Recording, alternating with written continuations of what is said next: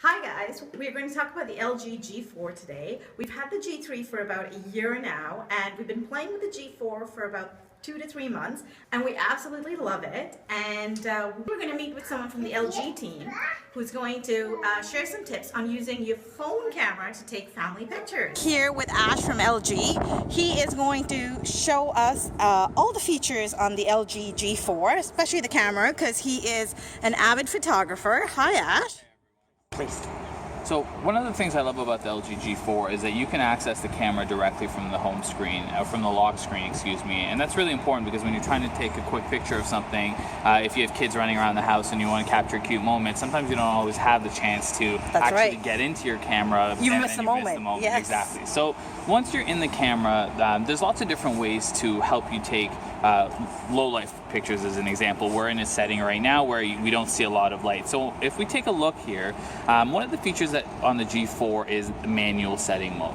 So when we go into manual setting mode, it actually allows us to adjust how long the lens stays open, which means that it can impact how much light can come into the picture. So as you can see here pretty clearly, you're starting to see a much clearer picture, and therefore you're able to capture better pictures in low light settings by doing this. Now the rule of thumb is if you go anything past 1/4 of a second, you're going to need a tripod for it. But right now we're at 1/4 of a second, so I could take this picture. It's going to come out really well, and as you can see, it's much brighter than the original picture that we would have had with it. Now, the G4 does have auto settings as well, which are really capable of capturing pictures in most settings as also, but again, in a situation like this, you can clearly see the difference between not having manual setting and having manual setting modes. That is a remarkable difference. We talked about how to control the amount of light that gets into the lens using the shutter speed. Another way that we can take better low light pictures is by adjusting what's called the ISO. ISO is simply how sensitive the lens is to light. So right now it's on the lowest setting, but you'll see as I start to change the setting, you're going to see more light come in. The lens is going to be more sensitive to light, and therefore you're going to see better light pictures, as you can clearly see there. One of the things we talked about is how do you capture movement when you're trying to photograph kids? Well, the LG G4 has 3 different settings. We have simple mode, we have auto mode, and we have manual mode that all have in different ways or features built into them to let you do that. With simple mode, all you have to do is simply press on the screen. It focuses on where you've pressed and takes the picture. Now, if you want to have a little bit more control, you can go into auto mode and press on where you want to focus, and then you press the camera button and it takes the picture. Now, these pictures are lightning fast because we have what's called a laser autofocus built into the phone.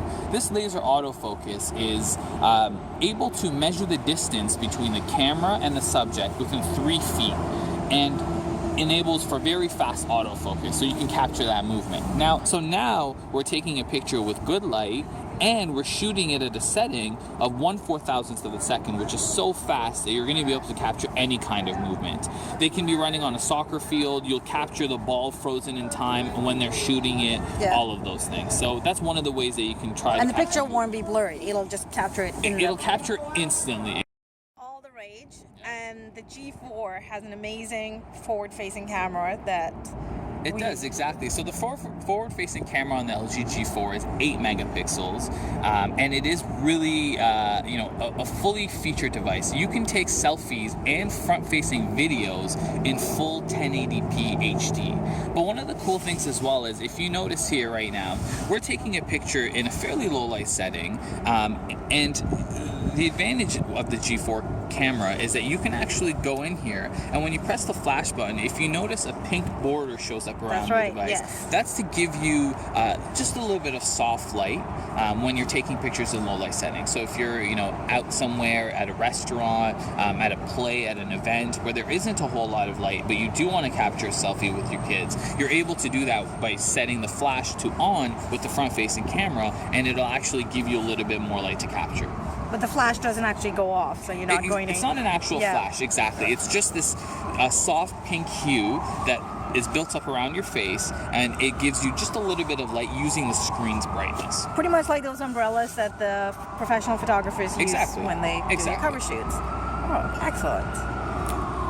So now we're coming up to the holiday season, and there's a lot of family portraits that people want to take, and we don't always need a professional photographer to come in. That's what I've discovered, especially with the LG G4. The camera is fantastic. We have great family pictures that we've taken, but do you have any tips for parents who want to take family portraits using their smartphone? For sure, yeah. I mean, when it comes to photography and taking portraits, if it's going to be something that's used on social media like Facebook or Instagram or Pinterest, or you're printing postcard size images, just using the general auto setting for the device is going to give you really great quality pictures. Now what you want to do is when you're capturing people, you want to try and get down to their level. So sometimes if you're capturing kids, we're taking a picture from above and it gives them an angle, gives their face certain colors based on the lighting. Yes. The lower you can get, the more parallel you are to them, the better the quality of the picture is going to be. Now the other thing is, if you're looking to take a picture where you want to potentially blow it up to something like a canvas much larger, if you go into the manual settings of this device, you'll actually notice a button here that says, currently it says raw JPEG. When you press it, it'll go back to JPEG. What that means is, as you can see here, you're actually able to shoot in full RAW settings with this device.